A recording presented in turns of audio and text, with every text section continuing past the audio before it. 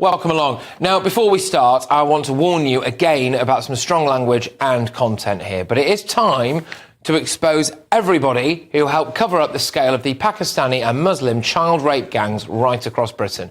Police forces across the country did not investigate because they were too afraid of stoking racial tensions. That was a fact that came out at an inquiry, especially around the Yorkshire area. Keir Starmer was the Director of Public Prosecutions. I think he failed victims. But it isn't just the perfect example, really, of how rotten and widespread this cover-up was. Because have a little look at this clip, and then I'll explain to you what I think is really going on here. So go on.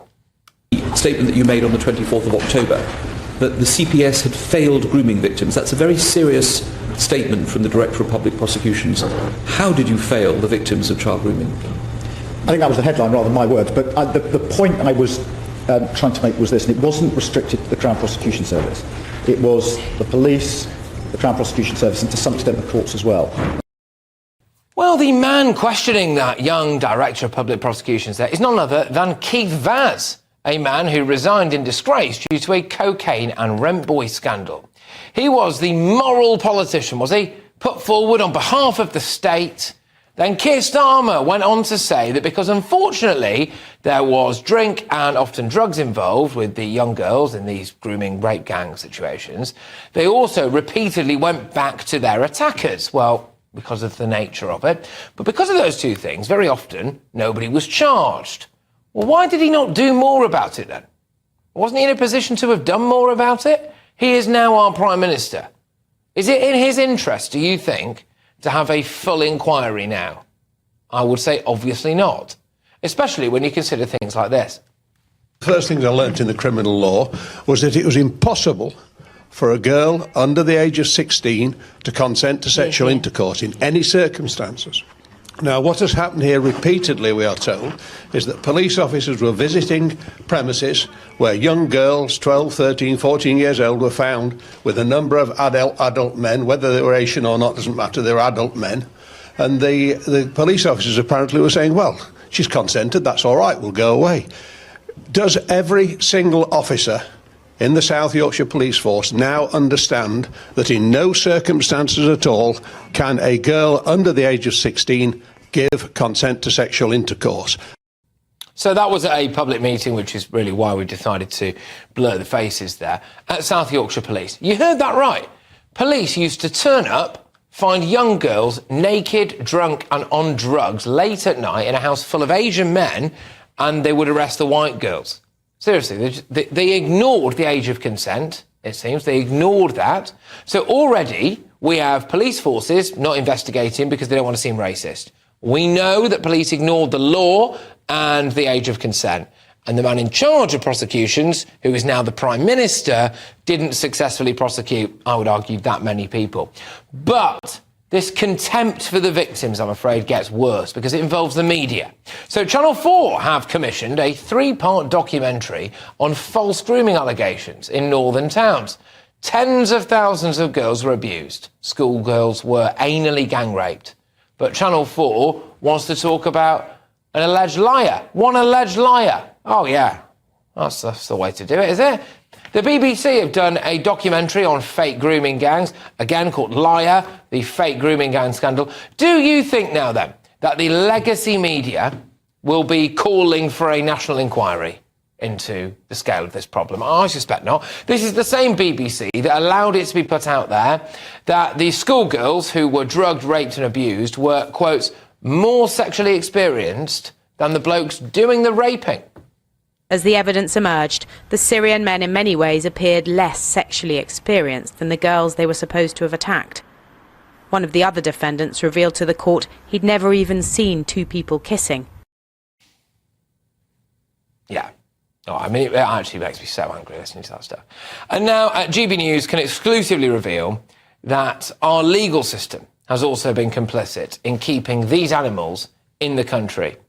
A convicted member of a grooming gang could not be deported to his home country because he claimed that he was now gay and that his previous conviction for running a huge drug empire might have meant that he'd be persecuted back in Iran.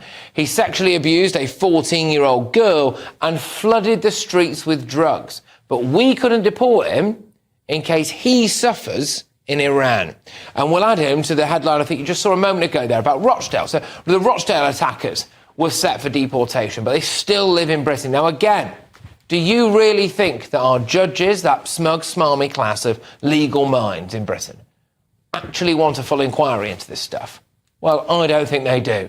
But I'll tell you who I think really doesn't want an inquiry. It is this guy. Well, look, ethnicity is important and nothing should get in the way of investigating and prosecuting child sexual exploitation. But if you look at the overall figure, that is, a relatively small element of it. Oh, relatively small, is it? He was desperate to say that ethnicity only has a small part to play. 1 in 73 Pakistani Muslims in Rotherham were prosecuted. 1 in 73. And he won't say there's a racial aspect to it. Look, go on, Keir. Go on. Have an inquiry. I bloody dare you. Let's get the thoughts of my panel this evening now. We have political strategist and former Conservative Special Advisor Lauren McKevitt. We also have the Director, Centre for Migration and Economic Prosperity, Stephen Wolfe, and journalist and broadcaster JJ Anasobi. Stephen, just national inquiry here. I mean, this scale of perceived cover-up, it just seems to me as though no one's particularly desperate to have it, are they? Well, the establishment isn't. They are not. And they're a disgrace. They should be hanging their heads in shame and using this as an opportunity to get at it straight away.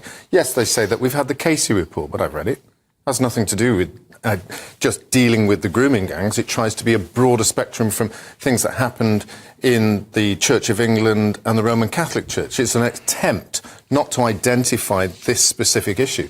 And it's a way also, by not having an inquiry, of dealing with those people who are culpable. The police officers, the senior individuals within councils, those in politics that ignored it because of racial issues on it. And that's why it's an utter disgrace that they're not having this particular inquiry, and they won't want it because of the embarrassment that it will cause. Well, what do you think, JJ? Do you think that there is a case to be had there? I mean, I've tried to kind of identify a few different police forces, arguably the judicial system as well, and the person who is literally now in power in this country, Keir Starmer. And I actually don't think it's in any of their interest to have an inquiry, which makes me think that we won't get one. I think it's in his interest to have an inquiry. I don't like Keir Starmer at all. Despite being a Labour supporter, I think he's lousy. The worst leader we've ever had, I think, and probably one of the worst prime ministers. But he was responsible for overhauling the system so the CPS could prosecute more people from these grooming gangs. He did what he could do to try and get as many prosecutions as possible. I think it's going to make him actually come out well. But let's not forget, this all happened during the Tories, when they were in government. And Kevin Bain not to come out now and say it's a disgrace that Jess Phillips has said no, there shouldn't be an investigation, it should be done independently by the local council. Well, that's what the Tories said for 2 other areas as well.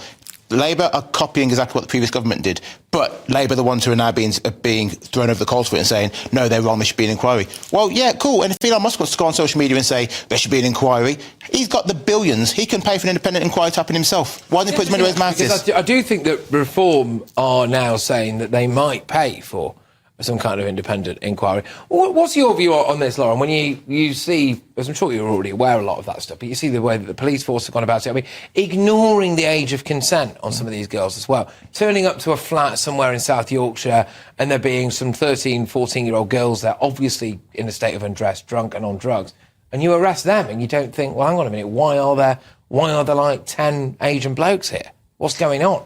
I think it's part of a wider issue that the police in the United Kingdom, in England and Wales in particular, have with women, right, and protecting women. Yeah. But I also think, as I was in the Wales office when we had the issue show up of the North Wales care homes, the questions about the original Waterhouse inquiry. I worked for the Welsh Secretary of State, who then, with the Justice Secretary, instigated the McCurr review. The reason we did that is because the police forces involved cannot investigate themselves.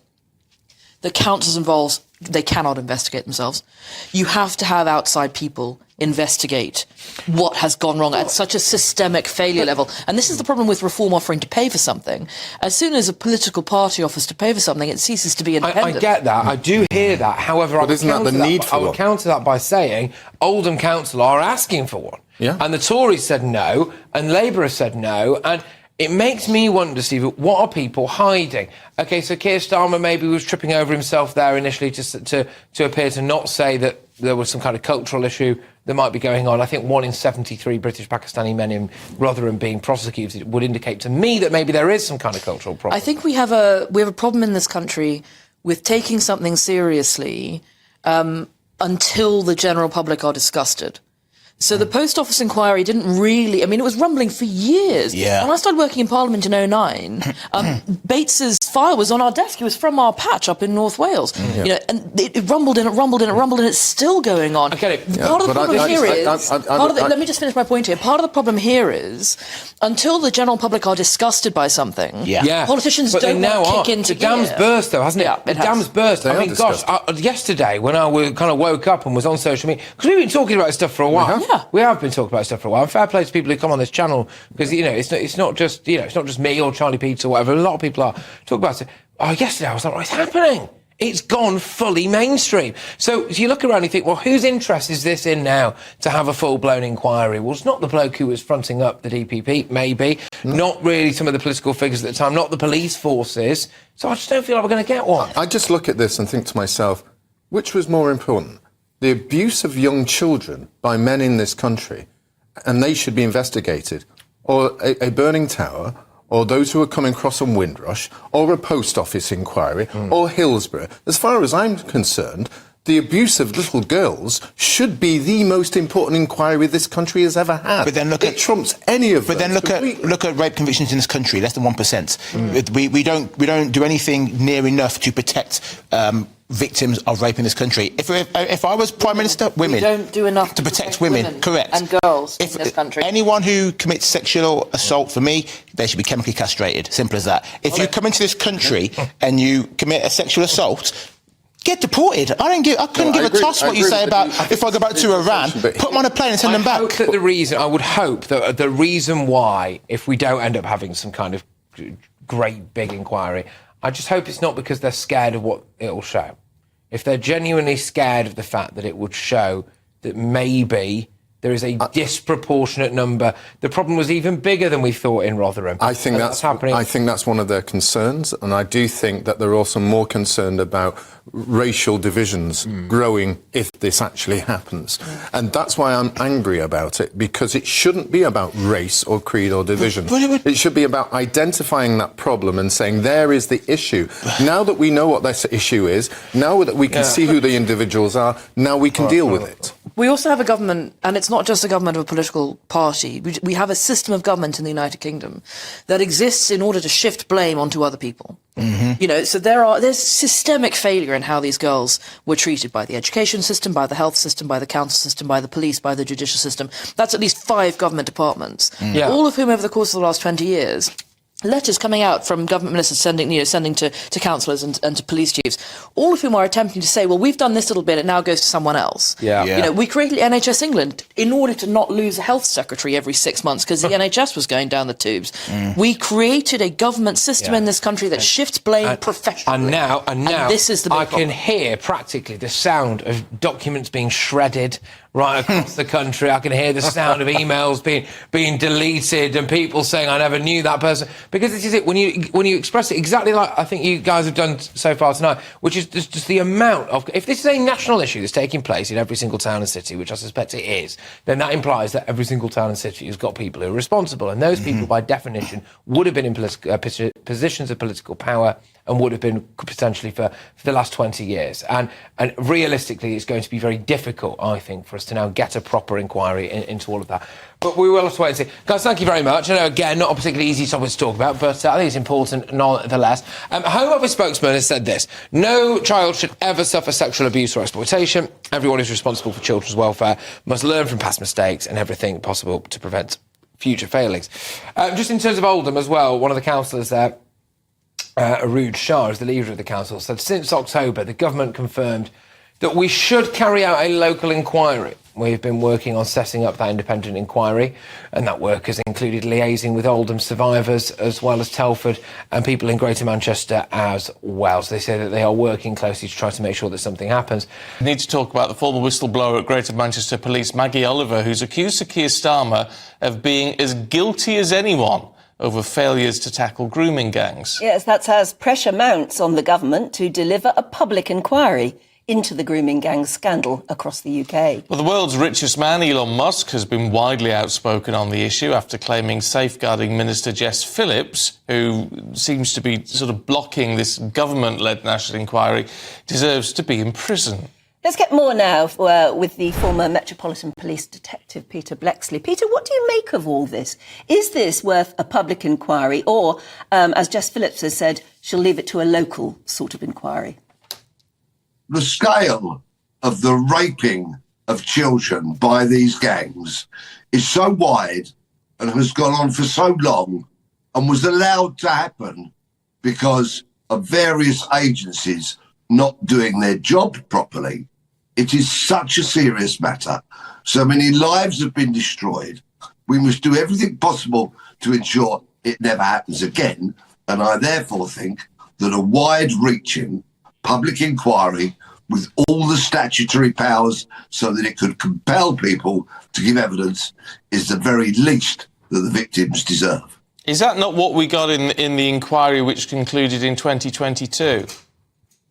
No, we didn't. That was by no means as wide-reaching as it should be. And of course, on that day, we saw when the findings were delivered, we saw the wonderful Maggie Oliver, former Greater Manchester Police detective, who was so enraged and outraged by what she repeatedly saw that the only way she could go public was to leave the police, and she's dedicated her life ever since to helping victims of these appalling types of crimes. We saw Maggie entirely dissatisfied. We saw the Chief Constable that day issuing platitudes and promises, and guess what's happened? No one's been held to account. There appears to be very little wholesale change and improvement, and these cases just keep coming. All right, spell it out for us in your view. Why is this? Why is nothing happening any further? Whose interests are being guarded here? I believe that in the early days, when these allegations were being made by young girls who, yes, were vulnerable, who were being groomed, exploited, they're being plied with alcohol and drugs, and then subjected to the most horrific gang raping by gangs of men, brown-faced, majority of Pakistani origin, Muslim men who treated these young white girls as trash that they could deal with, they could treat however they choose to exploit. When these issues were raised, I remain entirely convinced that many senior police officers were fearful of intervening because they may be branded racist. There was cowardice from the police, there was cowardice from social services, there was potential cowardice from others. It's about time this nation harnessed the bravery of Maggie Oliver and others and got all the truth out there. I mean, I know it's difficult for the police, but they and politicians and social services and all the key authorities need to be able to see through that, don't they? I mean, have we reached a point where perhaps they are, if this was to happen again, people would see through that and be able to defend the rights of children against fears of being branded racist or Islamophobic? We must live in hope, but an inquiry that has statutory findings that leads to recommendations that must be taken on board would go some way to satisfying me. But of course, will that bring us accountability? It is utterly scandalous to hear what these people did to these children as they raped them. There are many people out there now that are following these cases, making the findings of some of these cases, judges' comments, putting them out there into the public domain.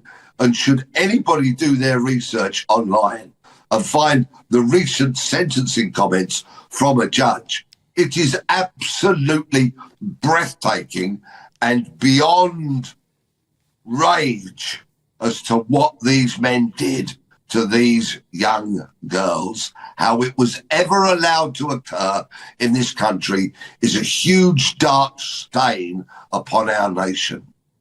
Peter, we've got to leave it there, but good to talk to you. Thanks very much indeed. And we also need to give you the Home Office's official response. They say no child should ever suffer sexual abuse or exploitation. Everyone who is responsible for children's welfare must learn from past mistakes and do everything possible to prevent future failures. David's been in touch, said Maggie Oliver should get an honour. And she really should. Yeah. She really should, but nothing so far.